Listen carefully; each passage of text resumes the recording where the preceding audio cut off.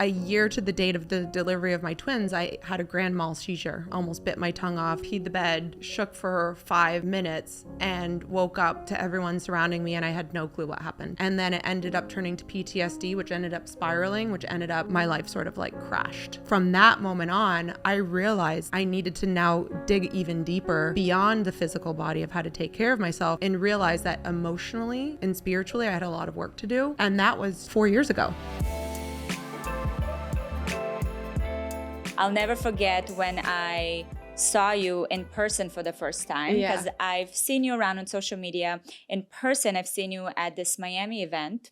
Yes, with Dr. Mindy. With Dr. Mindy Peltz, who's amazing. And we did the Sanctum workout. Yes. And you guys, when I say, I looked across, you were at some point across from me, and I look at you, and I was like, who is this Iron Woman?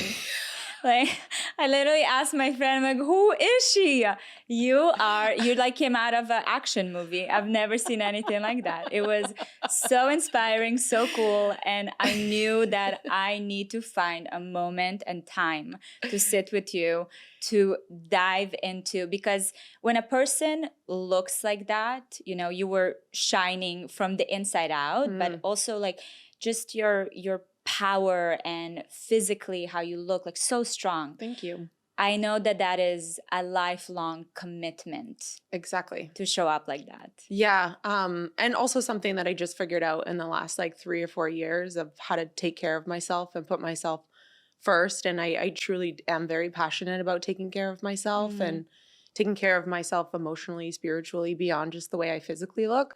I mean, we have a lot to relate to. We used to model for like 16 years, so we know what it's like to look a certain way. I think that there's a difference when you practice what you preach too, and I really do preach the importance of self-care and taking care of yourself, and that's what HigherDOSE is. Yeah. You know, we have a bunch of wellness technologies and tools to really, you know, take care of yourself from the inside out. It's important beyond just the way that you look. I think that really does shine through.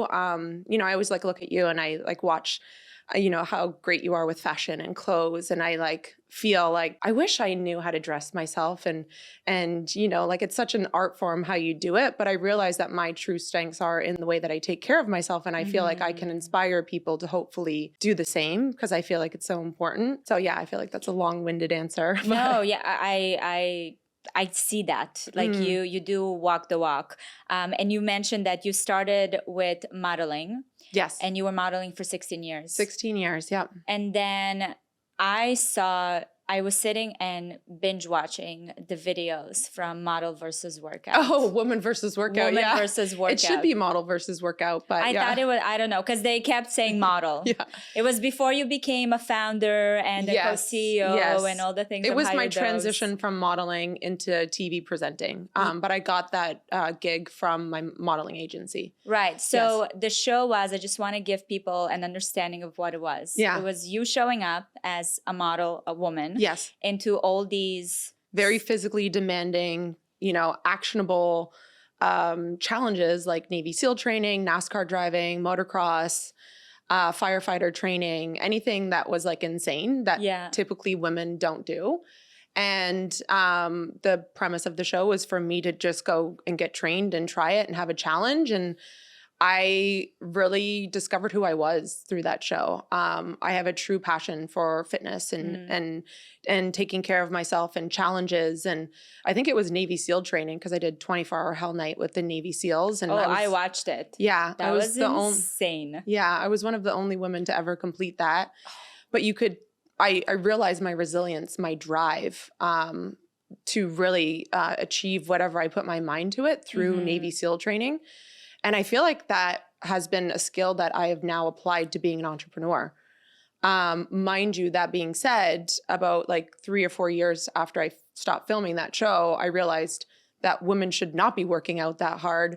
It was not good for my hormones, not good for my nervous system. Right. I was kind of like a mess. Physically, like health-wise? Physically a mess. Yeah, I couldn't sleep through the night. I'd wake up in the middle of the night and make myself like a bowl of oatmeal just to calm my nervous system down. And I would like sleep, walk, and eat. Like I had no control, just because my nervous system was so out of whack from training that hard. And I would be the type of person that I'd wake up, I'd run 10 miles in the morning, and then I would do Muay Thai at night.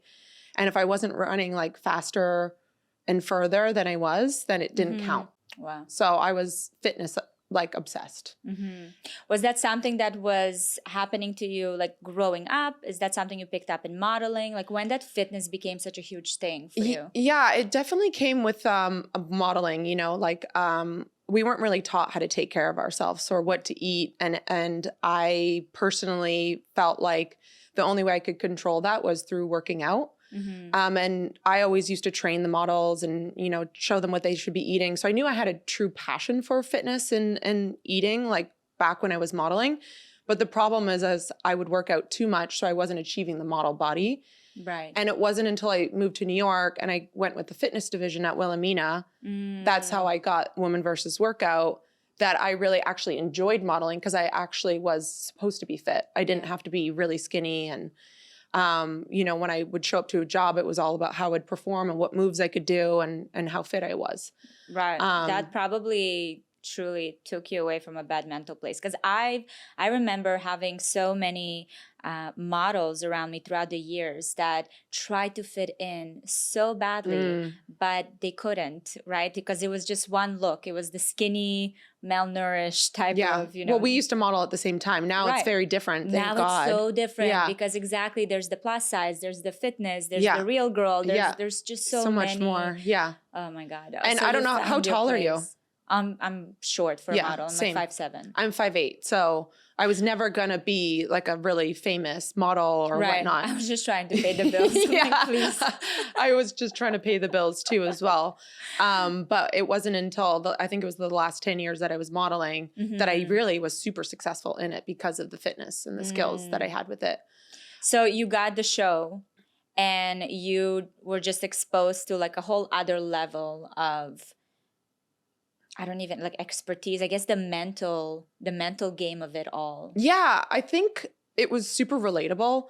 I think people really enjoyed how excited I was about it. I do think the show was way before its time. Like I feel like if that show was going on now, it'd be so much more popular because no one was really watching YouTube back then. Yeah. I did get nominated for a Webby Award for it, which ended up leading me to host for Extreme Sports. So I hosted for UFC and EA Sports, and I did the IMG Sports division. But I like realized that I don't love being a TV presenter. I don't like talking about sports, and I don't like talking about other people do things. I actually just really enjoyed doing it myself. So I actually ended up getting offered a job at Fox Sports from Dana White, wanted me to host about UFC. And I turned it down and I was just like, this is not me. Wow. Again, I just don't want to talk about other people doing amazing things. I want to do it myself. I ended up taking a job at a health and wellness startup. So just to back it up a bit, I have a nutrition degree as well. And I took a job at a health and wellness startup and was developing products. And my job was to pick the brains of the most influential wellness people from like doctors and naturopaths and fitness experts. And I ended up discovering the infrared sauna. Because what year was that? So that was 10 years ago. Okay. Yeah, it was 10 years ago because I started my business 10 years ago, like 2 days ago. Wow. Yes. 10 years. 10 years. That's amazing. Yeah. Okay. So, you know, traveling around the world, living in, you know, Germany, all through Europe. I lived in Turkey and, you know, Russia too as well. And you know, sauna culture. Modeling? Well, I didn't model in Russia, but I'm just saying that like sauna culture in all of these places was always such a fundamental part of, you know, the way that people take care of themselves. Absolutely. And I did that. And then when I did live in Turkey though. So when I moved to New York and I couldn't find a good sauna if my life depended on it. And then when I was talking to this amazing doctor, he was telling me about the infrared sauna, never heard about the infrared sauna. And he was saying that he doesn't matter where you're at in your fitness goal or how healthy you are or whatever it is, that he puts all of his clients in the infrared sauna because it detoxes you, it de-stresses you, it gives you great skin, it helps you sleep at night. And I was like kind of too good to be true. Right. You know, I sit hours in a boardroom trying to develop products that do exactly those things. How does this infrared sauna do that? So I looked up the only one that existed in New York and went and tried it and was just like blown away by the immediate results, which as we know in the wellness industry, it's like it takes a long time to start to see results from what you're doing. Yeah. Whereas the infrared sauna is almost immediate. Like you could go in there feeling stressed, tired, anxious, whatever it is. And I feel like I come out reborn. We always say like sweat away your sins kind of thing, you know? I know I'm a huge fan. I'm Russian, so I grew up with, the banya and like jumping into the lake after. Yeah. So this whole hot cold, that's Yeah. something that just was always in our culture. But you disconnect from it obviously when you move to a different side of the world. It's not as common. You don't see it as much. So it's so funny to me when I started seeing saunas coming up. And being taken that seriously, because I feel like even for Russians, no one really sat there being like, these are, this is biohacking and this is the benefits. And I don't even know how it came about. No, you're drinking like vodka in there and doing business meetings and exactly. Yeah. You're like, get slapped with the leaves. It's like a whole other thing, right? They're there for other reasons. But it was insane to see the rise of it all. But infrared really changed my life, because the regular one, which is the steam one, it was a bit harsher for me. It's aggressive. Yeah. It's aggressive one. And that's the one I grew up on and knew. So when infrared came into the market, I was like, wow. And now, I mean, Gary does it every single day. I try to do it as much as I can during the week, but it's insane. Yeah. Understanding now the science and what it does to your body. Yeah, and like forget about the science and whatever I tell you in terms of the benefits. You do feel a difference. Oh, you feel and it, everyone will feel better. That is guaranteed, which is why our whole brand, HigherDOSE, is about getting high naturally and releasing happy chemicals, dopamine, oxytocin, serotonin, and endorphins. And I think that there's one thing that everyone agrees is they just want to feel a little bit better. Absolutely. So I wanted to go back to the early days of HigherDOSE, because you were sitting there, you were developing the products, you met the specialist or the expert that told you about the infrared sauna. Where did you go from there? How was HigherDOSE born? Went and tried the only one that existed and then was blown away by the experience. That was actually the first time that I slept through the night in years. Wow. Researched it, was blown away by the efficacy, the studies, the clinicals, how long it's been around, how gentle and safe it was, how everyone should be doing it, and was just like, this is what I'm starting my business on. I remember putting decks together and like I come from more of like a product brand side. And I watched with my previous startup, the founder raise money and be a CEO. And I knew I needed someone that understood business, because that wasn't going to be me. So I put these decks together, and I met my business partner through a friend, and I like showed her my decks, and I was like, this is going to be the next biggest thing. Everyone in New York should be doing the infrared sauna. She went and tried it and felt exactly the same way. And we started HigherDOSE the next day. And I always had the idea of bringing infrared to fitness with my love for fitness. And I was doing hot yoga and Bikram yoga. And I was like, why are they using convectional heat? Let's do infrared yoga panels. So we started out installing infrared yoga panels into yoga studios, Y7, Yoga Vita. But it was just very hard it was a very bad business model. Let's just say that. Right. Yoga studios don't have the money. It took forever to do a deal. Where were you? You were in New York. But where were you manufacturing? Because there's so many details people don't understand. It's not like, okay, there's red light and let's just put it. How did you get to understanding where you're? That's a great question. We always have had luck and good energy behind us, because my business partner and I didn't have any money. We didn't have success by already selling previous startups. Right. So just starting the business and where we were at was actually very challenging. We met Clearlight, which is the manufacturers of our infrared sauna. They're angels. They've been in the business for over 30 plus years. They manufactured the panels for us for free, didn't charge us anything. They believed in us. I think they could sense our passion for getting the word about infrared out there. And like 10 years ago, no one knew what an infrared sauna was. No. We were very much involved in this movement around educating around infrared, especially in New York City, and making it, as popular as it is. And I think they just saw our passion for it, and, they didn't charge us anything, and they didn't charge us anything until we actually bought them through the yoga studios. And we went from there. They're advisors of ours. They make our saunas. They introduced us to our sauna blanket manufacturer. These guys that doesn't happen in business, Not at all. It doesn't at all. Where I feel like when that happens, it's a confirmation that you are on the right path to doing exactly what you're supposed to do. Exactly.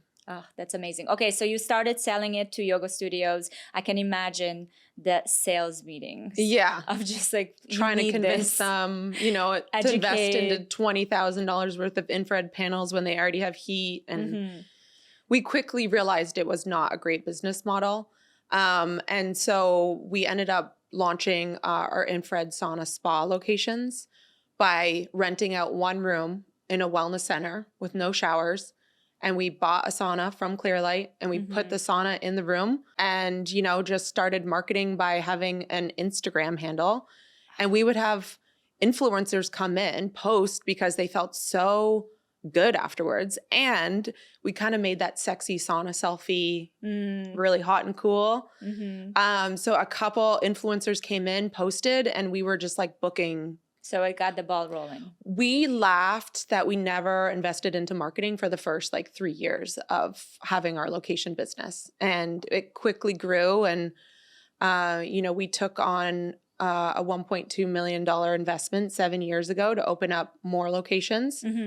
We ended up having 11 locations before the pandemic. It spread very quickly. And we haven't taken on any money since, which is pretty wild. And the business is very different as we know it because of COVID, you know, and that's when I've noticed you started really getting, and correct me if I'm wrong, getting into more of the at-home products. Exactly. Right? That people can continue that wellness routine. yes. So our timing and all of this was also impeccable. About 2 years before the pandemic, people kept asking us to do pop-up locations. So we would do something called Future Spa with the Standard Hotel and a bunch of other wellness brands. But we couldn't lug around a 600-pound sauna. So we invented our sauna blanket. We took a version that was rudimentary that we saw from this place called Shape House, but they had super high EMF, bad materials. There was just a lot of things that weren't great about it. So we took that and then we just made sure it had no EMF. We layered in other technologies and made sure that the materials passed VOC standards, especially when you're heating something, you want to make sure that happens. And we just did that to do the pop-up locations and people were obsessed. They were like, I want to buy this, you know, like, how do I get it? So we just started selling small batches to our newsletter and that was like taking off. And that was like, what happened is my business partner and I realized that that part of the business was growing at 400% versus the locations that were growing at 25%. So we decided before the pandemic internally to consolidate locations and focus more on product. Oh my God. Yeah. Like how lucky is that, right? Insane. Yeah. I hope I mean, I know you do, but I don't think people realize how the stars needs to be aligned in order for all of that to happen. Because there are 100%. many amazing businesses, product ideas that just crashed with obviously the pandemic. So I saw you guys everywhere during the pandemic. Yeah. There was I'm a big fan of the red light masks. Everyone has the red light masks. I also love the PMF mat. So you really went in. We really went in, and with the pandemic, I think it really just accelerated that people need to take their own health into their own hands. They need to make it a part of a lifestyle. It's not a quick fix. They want accessibility. They want to be able to do it in their home. And ultimately, we just kept creating products that we wanted to see exist in the market. We have not invented any of these technologies. I think that's also really important for people to know. They've been around for a very long time. We discovered a lot of them in the biohacking world, which that's a whole nother topic. I don't know if you want to get into that, but you know, these biohackers were using red light and PEMF and infrared and Wait, you say PEMF? We say PEMF just to abbreviate it. That makes more sense. Yeah, because pulse electromagnetic frequency. Yeah. Or, okay. PEMF. Yeah. Okay. Good to know. PEMF mat. I'm an aspiring biohacker, so I still need to learn the lingo. Yeah. So you got a lot of inspiration from that world. Yeah. And then we thought, like, you know, how do we make this accessible? So, for example, what's the point of having red light therapy if you never want to use it, right? So we made our red light face mask a soft shell, medical grade silicone. It has 3 straps. It goes onto your head. You could literally be doing a workout, a yoga flow, and it won't come off. The eye holes it's so important to get red light through your eyes. We didn't put things like blue light, which is not good for the eyes, in there for that exact reason. You want to get the red light through the eyes. And then we also, have a cordless controller. So it just makes it really easy for you to use the red light every day as it should be used in order to get the best benefits. And we took that and applied that to all of our products and all of our tech to just make it accessible for people. Gary always tells me, because he had multiple businesses, and he always said, like, it's not about being the first. Yes. It's about actually making it better. And you get to look at all the mistakes that the first people did, right? And you are able to make it better. So there's a lot of magic in the people that come after that are able to create a much more approachable, accessible, something you can actually use kind of product. Exactly. You guys did a great job. Thank you. What's the ethos of HigherDOSE? Like, how do you see wellness and biohacking? What's the North Star for you? Like, what are you trying to achieve and get other people to achieve when it comes to wellness and biohacking? With all of our products, we run them through like a very tight formula. But at the end of the day, if you don't feel or see a difference, we don't do it. Right. It also needs to be backed in science and research and dental and effective for everyone. We don't want to find out in 10 years that it's not good for somebody. So those two things are very important. And with the brand HigherDOSE being about releasing happy chemicals and talking about wellness in a very different way, it's beyond just like fitness and nutrition. It's this lifestyle. We call it the high life on, having control of your emotions and your feelings and your goals, and running them through the formula of like, is this going to release happy chemicals for me? Is this going to be a sustainable high, or is this going to be like a quick fix and then a quick crash? So I think beyond what our products do, we're really trying to help educate people about this amazing lifestyle and the products, but ultimately help people take control of the way that they look and the way that they feel. We always say that education is our number one product. It's so important in today's day and age. I also think as a brand, we need to be 100% transparent, which we are with our materials and our third-party testing and our own clinical research and our, own consumer testing that we do. That's also very important too as well. But yeah, I think to bring it back to the ethos, it's all about getting high naturally. It's all about feeling and looking your best. It's all about, living this lifestyle that is ultimately going to, unlock this vitality, this feeling that I think people are craving in today's day and age. I want to talk a little bit about the world of wellness, because it is such especially now with the mass communication and information everywhere, everyone's an expert, it can get really overwhelming. When I moved to Miami, I've got exposed to, the whole longevity, biohacking, wellness. I started wanting to do all the testing, jump into everything that's out there. I think I saw you did the Prenovo scan. Yes. I did it too. Yeah. And I am very big on information. So I was very excited to go and do it. But let me tell you, it threw me for a loop. You got scared? Oh my God. When I got the results, for those who don't know, Prenovo is this new scan that it's a full body MRI, right? And it's a non-radiation full body MRI, which is very important to note because there's a ton of radiation with these kind of scans. And this one doesn't have it. And the app is very informative, and it pretty much, the process is wonderful, Amazing. Super easy. I spoke to my doctor before I went, and she was like, listen, doctors don't usually recommend it because a lot of people get really scared. I'm like, no, I need information. I love it. It's so good. I went and did it. I got my results. Everything was great. I learned new things about my body, which was great. Yeah. But then there was one thing where they found a cyst in my brain. Like in your pineal gland? Yeah. That's normal. Well, I don't know. It's normal. In my head, I'm like, you should not have any type of things in your brain beside the brain. Right. But did you do the follow-up with the doctor and they told you it's normal? Yes. But you know what it is.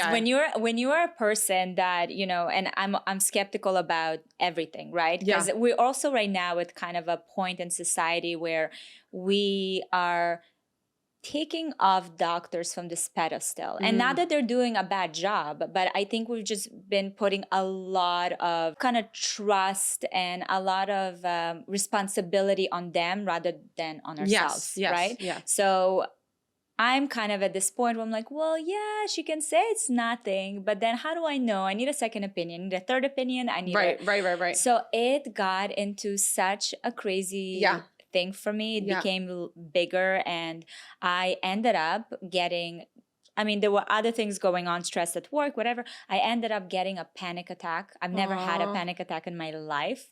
And I've realized that it was just this fear of death.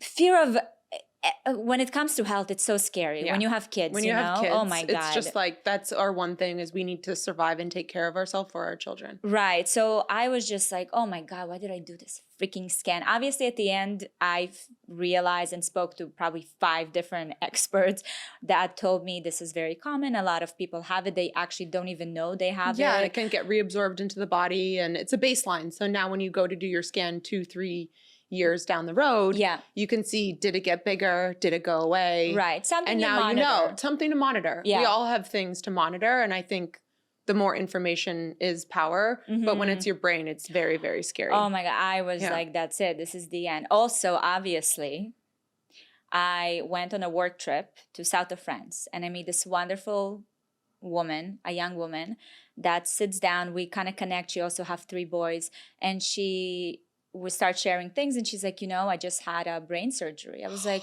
what do you mean? This is a week after I'm getting the results and everything.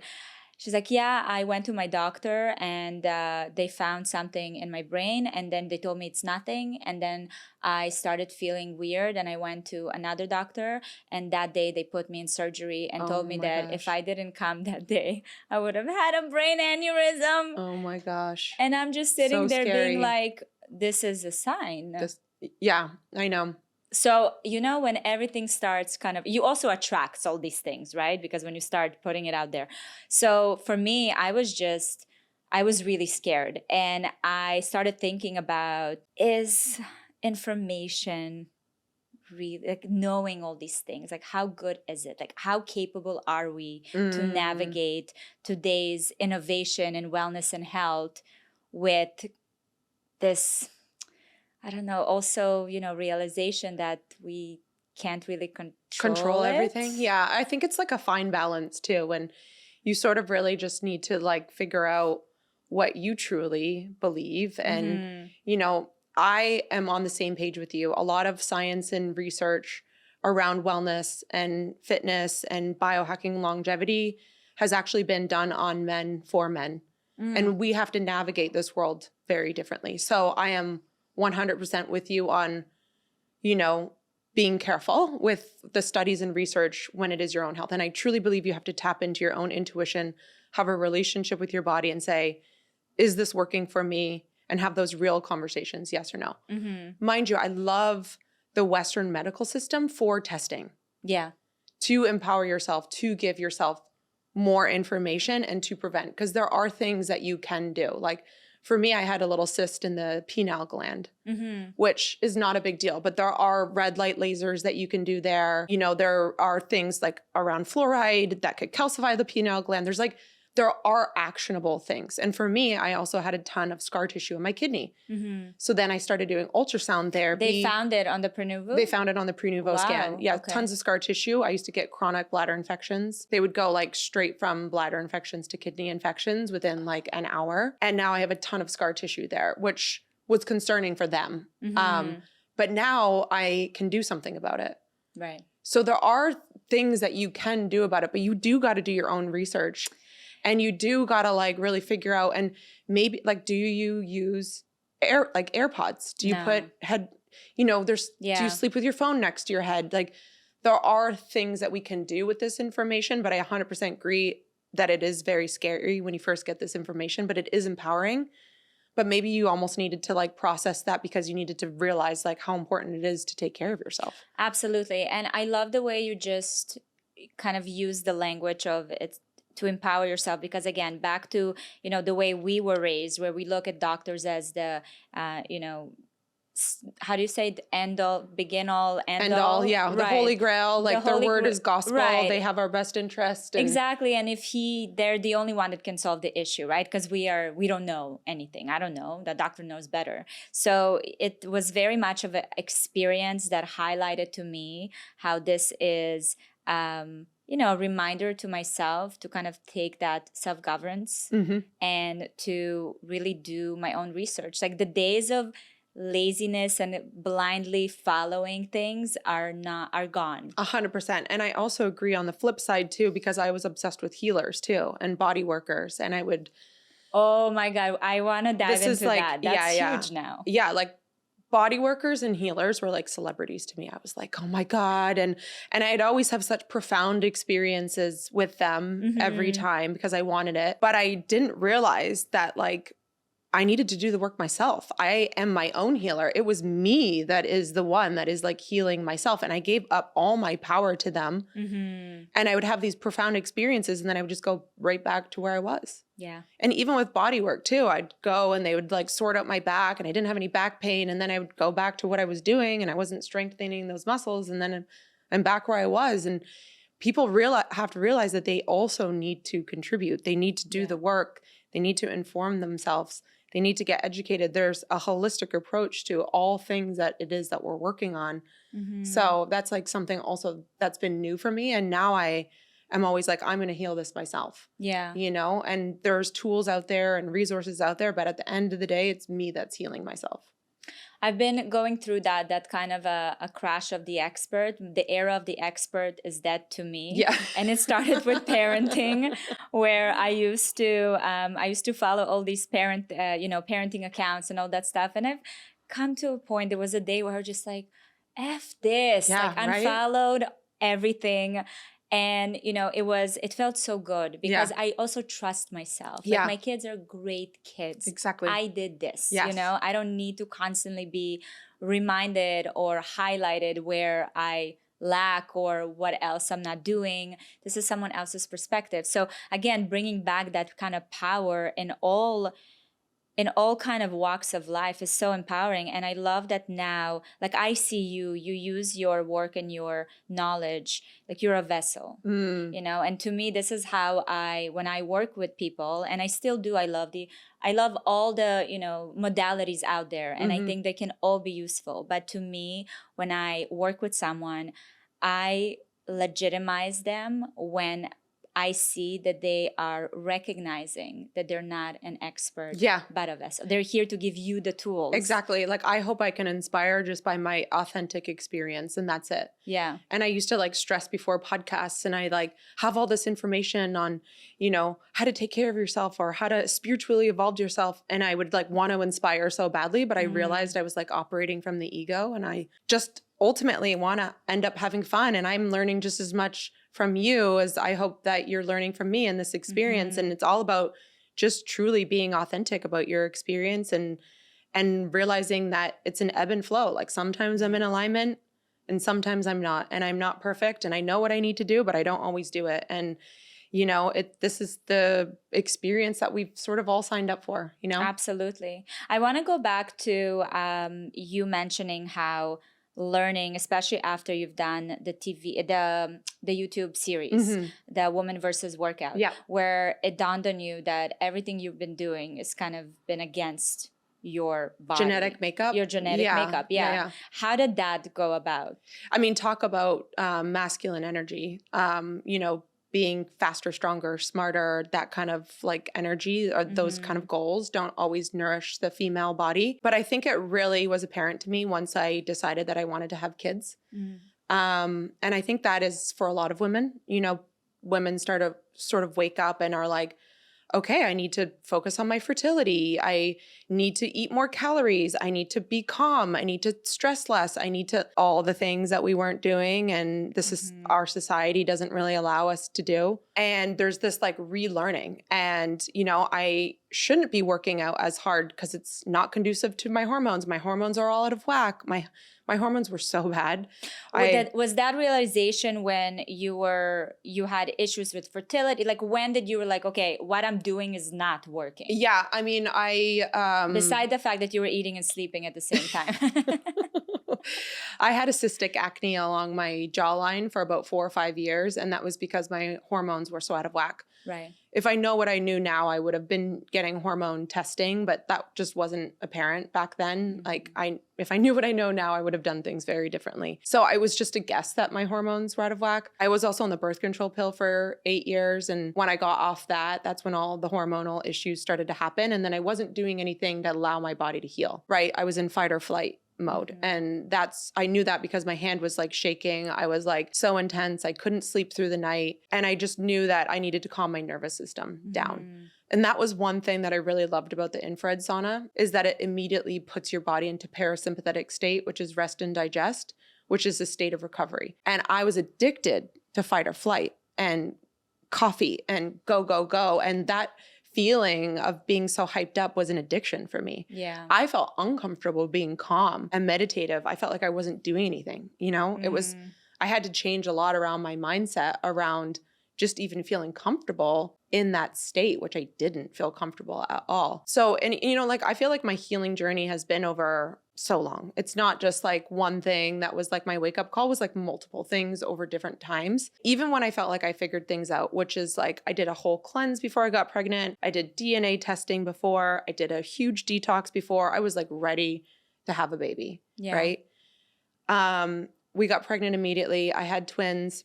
And then I had to like relearn on how to take care of myself yet again, because for a year I was that stressed out mom that was just trying to give so much to my kids. I put so much pressure on myself to breastfeed. I was sleep deprived. I was running a business. I didn't have any help or support. And a year to the date of the delivery of my twins, I had a grand mal seizure where I literally almost bit my tongue off, peed the bed, like shook for 5 minutes and woke up to everyone surrounding me, and I had no clue what happened. Wow. And that for me was the moment where I felt like life was fragile. I didn't have control over my body the way that I thought. I thought I had a brain tumor for the next like 2 months. I couldn't no one in my family had seizures. I knew nothing about seizures. I knew it was the worst one that you could have, but I had no clue. So from that moment on, I realized that like I needed to now dig even deeper beyond the physical body of how to take care of myself, and realize that emotionally and spiritually, I had a lot of work to do, but mainly emotionally, because since I had kids, I had this PTSD around their survival, whether they were going to live. Like I would imagine someone coming through the bedroom window and stealing my kids in the middle of the night. Wow. I couldn't have a babysitter come because I would imagine her throwing them off the balcony when I was out for dinner with my husband. I couldn't get a grasp over my feelings.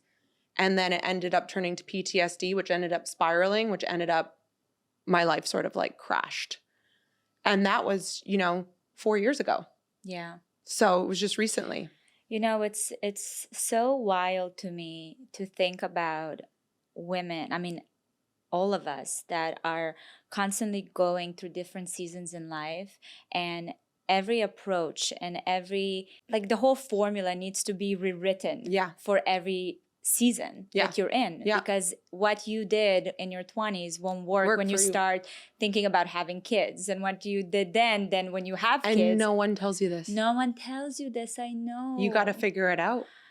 Yeah. And like I said, if I knew what I knew now, even when I was pregnant or trying to get pregnant or post-pregnancy, I would have done things totally different. But I had to live that experience, because now I feel so passionate about it that I feel like hopefully I can inspire more women to do it differently than I did. So if you could speak to Lauren before you had your twins, like what would you have said? What would you recommended her to do? Because there are so many women that are, in this like life planning place. Yeah.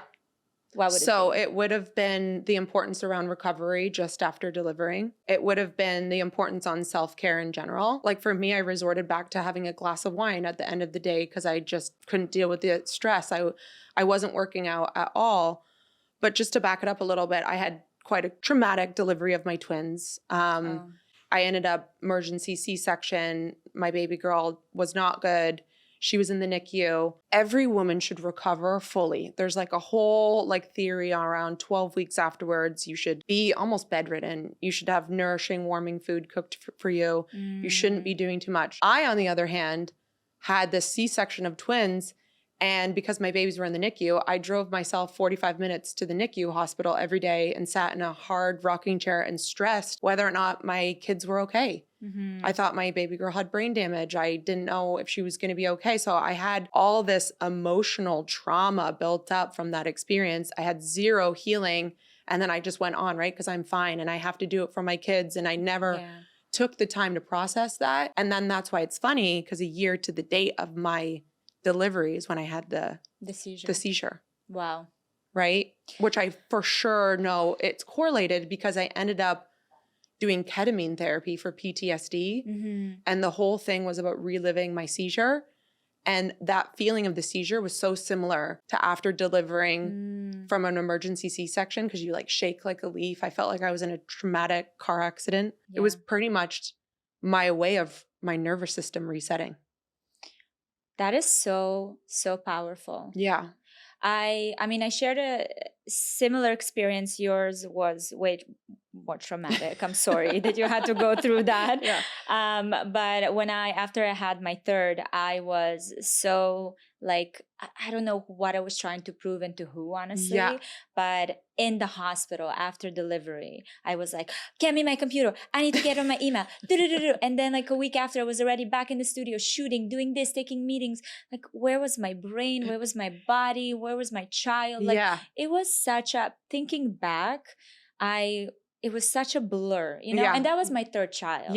Kind of in your head, you're just like with your last, or, you know, when you were on your third, you're like, I know how to do this. This is going to be no problem.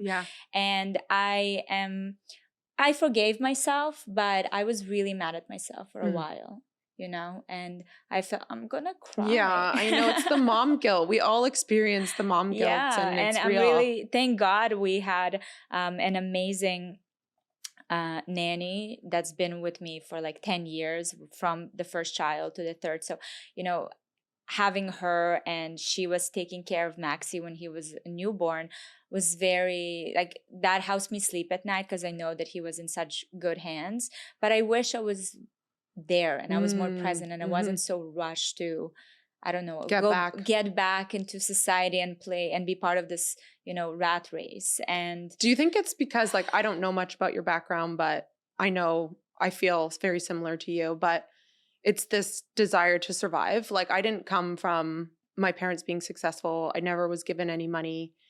You know, I was thrown into modeling at a young age. I wasn't guided there. And, you know, like, I had to learn by doing and experiencing. And my drive has always been so strong, but it's also this need to survive and take care of myself and take care of my family. And I knew that if I wasn't going to do it, no one was going to do it for me. Absolutely. And then it's kind of double in our house because Gary comes from the same circumstances. So we're very much in, you know, constant survival mode. And I told myself for years, looking at my mom and seeing her constantly operating from that place, I told myself, I know how it looks like. I'm not going to replicate this. But let me tell you, you know, that genetics and that trauma is so much deeper than you can rationalize.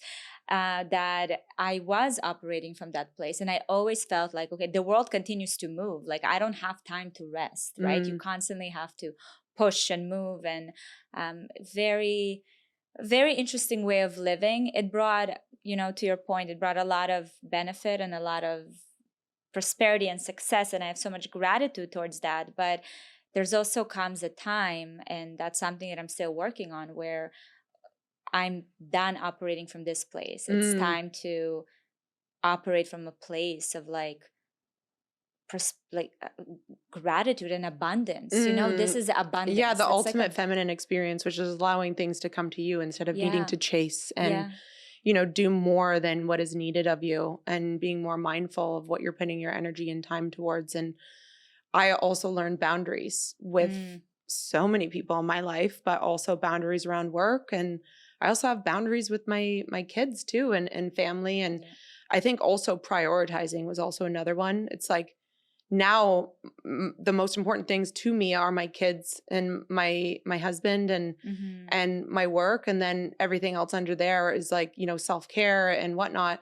And as long as I'm doing mainly those three buckets, then if I have time to do everything else, then it's fine. But you have to let go of a lot of friendships. You have to let go of a lot of ways of thinking that, like even with drinking alcohol or going out for dinner, and, you know, you have to learn to do different things with your husband that fill you up versus just, you know, doing the things that ultimately are going to take away from you. And there's a lot of reprioritizing, I think, in someone's life when they want to do all three of those things very well. Yeah.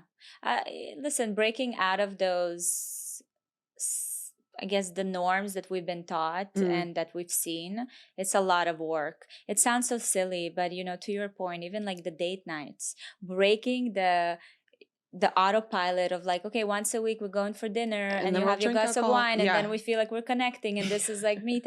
To break that in itself, to be like, no, we're not doing this. This is not fun for anybody. Yeah. I don't want hangover or consume alcohol. Like, what can we discover, you know, to do together that can actually connect us? Exactly. Like, that's a lot of work because you have to kind of do it in every aspect of your life. Yeah, and figure out what even like fills you up, Yeah. you know? Yeah. But I think that's one way to release dopamine. Absolutely. That will last a lot longer instead of these like quick fixes, like going out for dinner and drinking alcohol, doing what it is that you're truly inspired by, like picking up a new hobby or something. So my husband and I started horseback riding together. So we did that.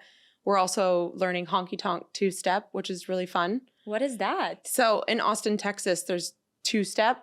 Is that the line dancing? It's not line dancing. It's actually amazing and really beautiful.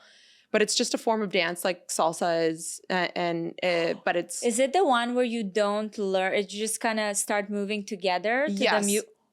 Oh, because there's no, it's hard to teach it. Yeah. Pretty much the man is the one that leads and you kind of just like go with the flow.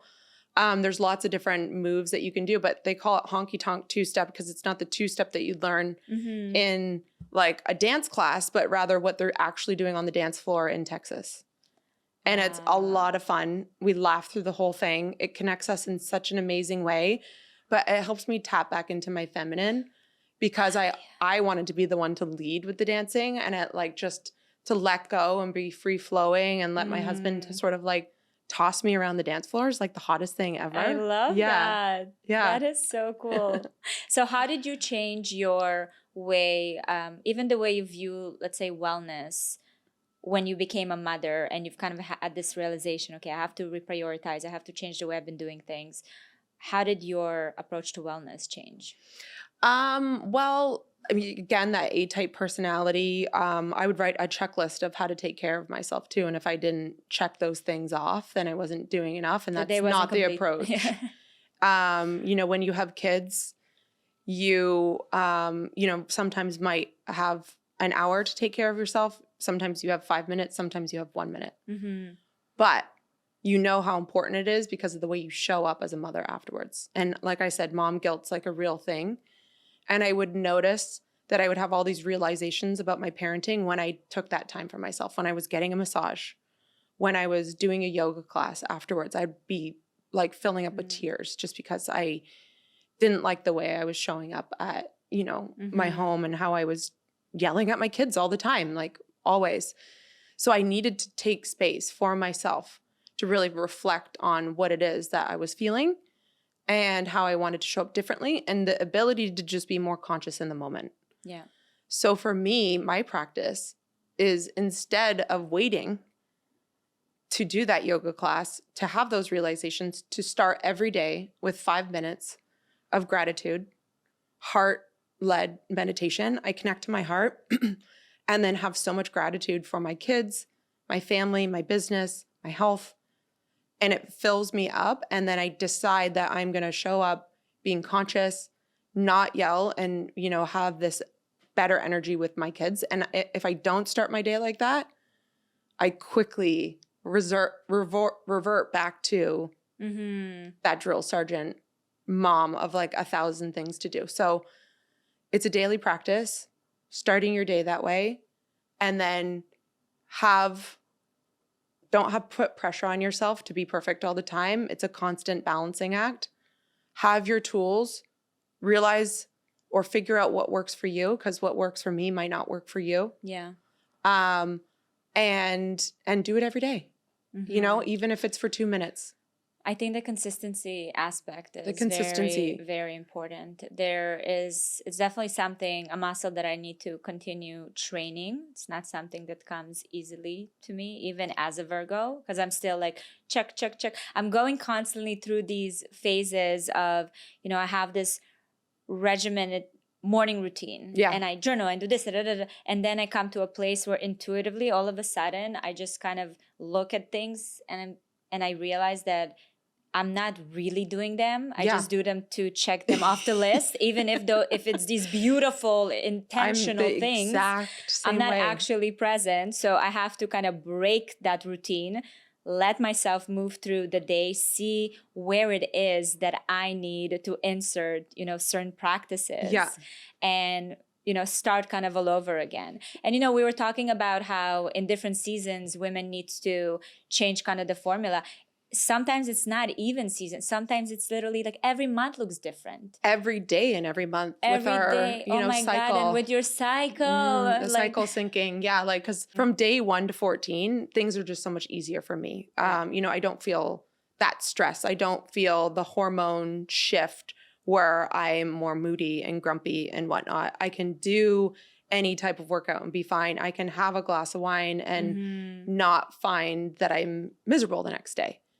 But day 14 to 28, I'm a totally different person. Everything is shifted. It's a priority for me time. It's a priority that I take care of myself a certain way. I eat a certain way and I work out a certain way. So women are these like amazing creatures that are so powerful. And we need to tap into our own frequency, our own patterns, and our own ability to really nurture ourselves, because we know how to nurture everyone else and we forget about ourselves. And I think in the last 3 years, 4 years since COVID, this has become a trend that moms are talking about.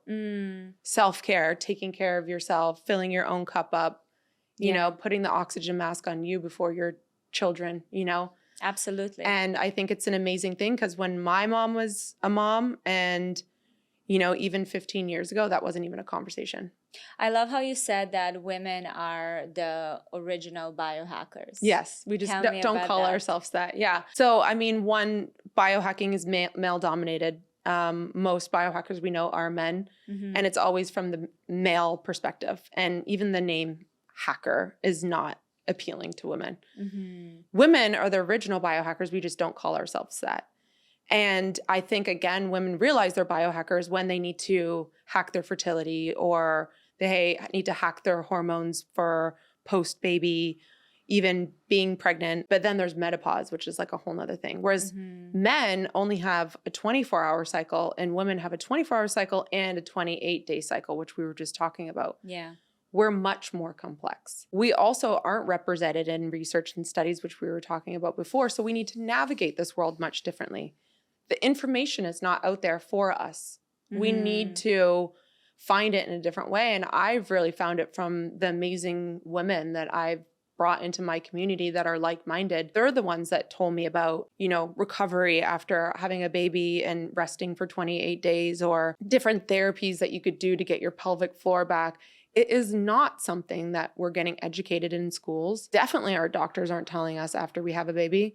And doctors know nothing about menopause. So if you're not going to seek out this information for yourself, it's going to be much harder. Yeah. So I love the biohacking world. I love it from the female lens. I love female biohackers like Dr. Mindy that are really game-changing and helping us be able to bioharmonize, which I believe is more of a term that I love that. Women are, because we need to balance. Men are all about boosting testosterone. Optimization. Yeah. We're about balancing and harmonizing and getting back to our center. That's how we thrive. who are some key people in the wellness biohacking world that you've learned a lot from? Yeah, I mean, I love Dr. Mindy. So we had a show called Biohackers about female biohacking from the female lens. And we were introduced to a lot of amazing practitioners, biohackers in there. Dr. Mindy is great, I think, especially for what I was just talking about, for optimizing hormones, what you can do through menopause, guiding women through intermittent fasting and prolonged fasting, which is like one of the best biohacks, but you just, again, need to know how to do it in the right time. I want to talk to you about this. Yeah. Because I've read the book, Dr. Mindy's book, yes, Fast Like a Girl. I dove right into the practice, and then I started hearing some other experts in the field. I don't know if you know Dr. Sims. She's a researcher, and she's also very much in the female fitness kind of world. Yep.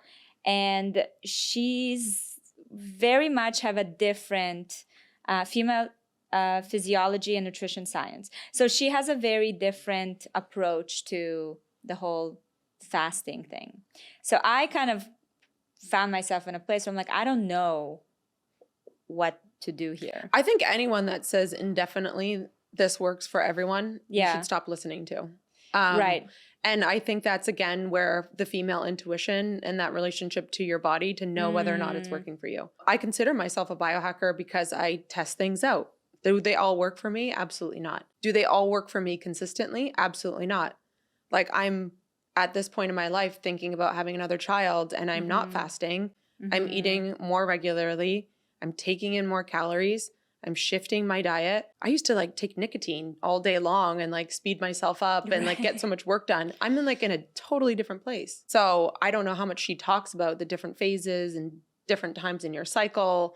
Yeah. Also, if you're like dealing with any sort of chronic illness too as well, it's a great way to heal yourself. You know, if I ever ended up getting cancer, heaven forbid, you know, I would immediately go on a fast and then just have green juice. That's just how I feel about, you know, and what I know about autophagy and your body naturally eating the zombie cells and cells that are senescent. And it's a great tool. Yeah. But it might not work for your everyday, and it definitely might not work at different times in your cycle. And it's definitely not going to work all the times in your life.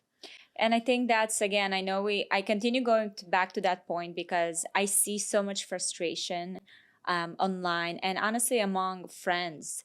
Just every day there is a new study, a new something done. This is the newest thing that will revolutionize your life. Oh my gosh. And the whole like meat versus vegan like nonsense with nutrition, like that's my biggest one. It doesn't end. It doesn't end. Yeah. So, you know, if we are all, I feel like collectively are so fatigued by all this mixed messaging. Yes. And I think, again, it goes back to this is a sign for everybody to wake up and kind of become their own source of knowledge. Yeah. Obviously considering what's out there, but making those decisions for yourself. Yes. Because Dr. Mindy Peltz has amazing information. Dr. Stacy Sims has amazing information. And it's on us to start kind of using critical thinking and to put a plan for ourselves together. Exactly. It's bio-individual. What works for you might not work for me. One person's poisons is another person's medicine. Yeah. And it's going to continue like that. So educate, test things out, trial things, tap in.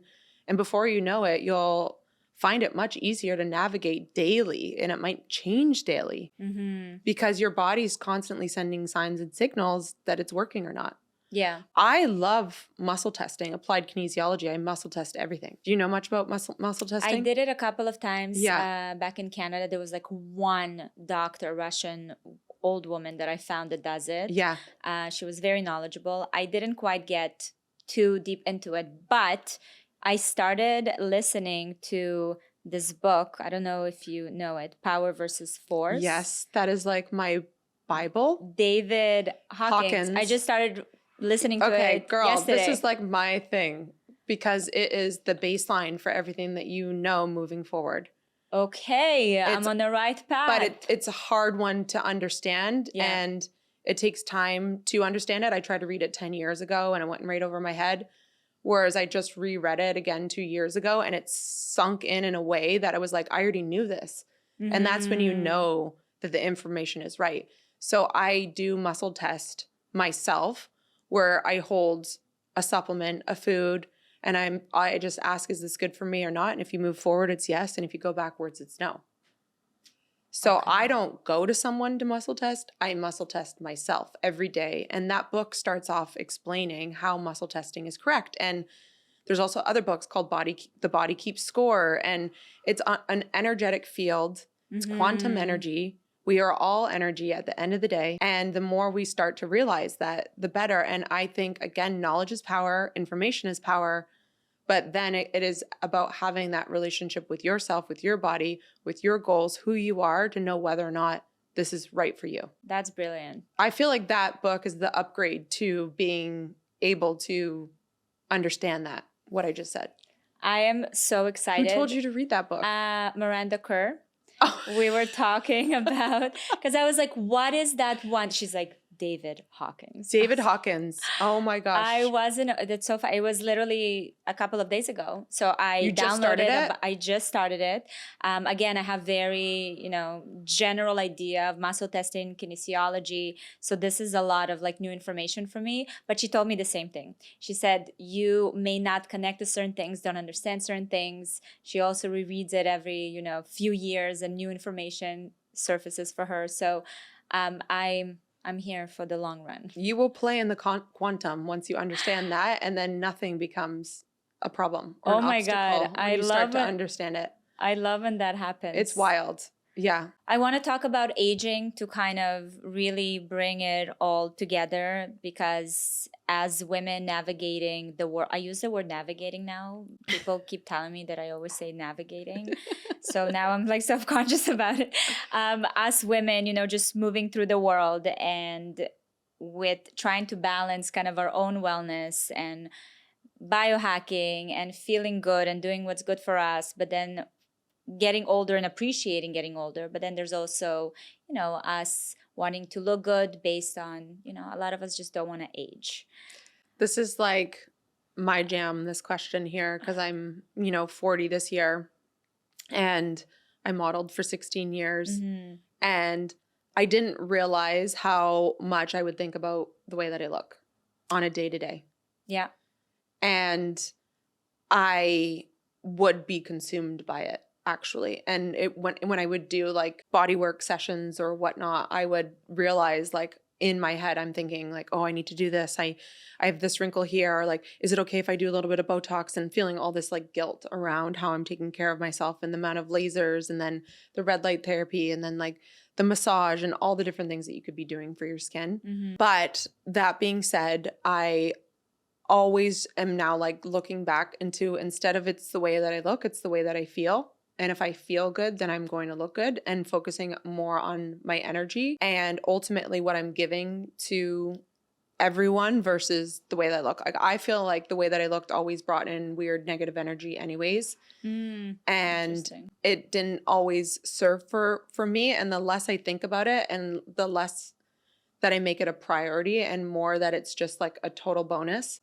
Mm-hmm. And focus on what it is that I'm doing for the collective energetically for other people, the more I'm at peace with the fact that I am getting older and I'm moving into a different phase in my life and different things are becoming a subject. For example, like even just thinking about menopause now and talking about menopause and hormones and ways to prevent like early signs of menopause. Mm-hmm. And like what you could do lifestyle wise in order to delay menopause for as long as you can, because that's ultimately the best way for longevity, is like a whole new world from coming from modeling and having perfect skin and what injector I'm going into or like, what I'm doing for the way that I look. So it's a long-winded answer. I think that I still struggle with it. Especially when I look in the mirror or when I'm watching myself on video, and I try not to compare myself, which is another thing I used to always do, is compare myself to other people, and rather just focus on being as healthy and vital as I possibly can. Thank you, first of all, for being honest, because I Yeah. can't tell you how many people gave me the answer of, which I believe that, but of like, oh, you embrace aging and you're just so grateful and all love and all the things. And I agree with that. It's very important to go through that process when the way you look becomes the least interesting thing about you. Mm-hmm. But we can't take away from the fact that it's ingrained in our brains All to women care about how we look like. Even my daughter, who's 5 years old, like freaks out if she's not in a dress or if her hair is not a certain way. And I'm like, I don't even know where she gets it, but it's like this genetic thing that we pass on. I know. To our daughters without even doing it. Because I like don't talk about the way she looks at all. I know. And it's important to talk about it. I don't think it has to be completely disregarded and like we're all this, awakened and evolved people. Yes, we are, but that still is something that's present for us.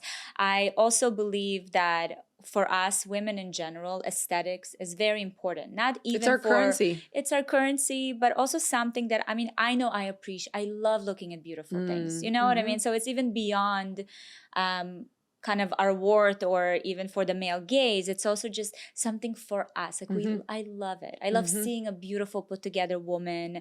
I love when things look a certain way. So I do think it's something that we will always carry in us. And it is an interesting kind of phase that we're going through, balancing both and being real and authentic about it, not disregarding it completely. So thank you for being honest.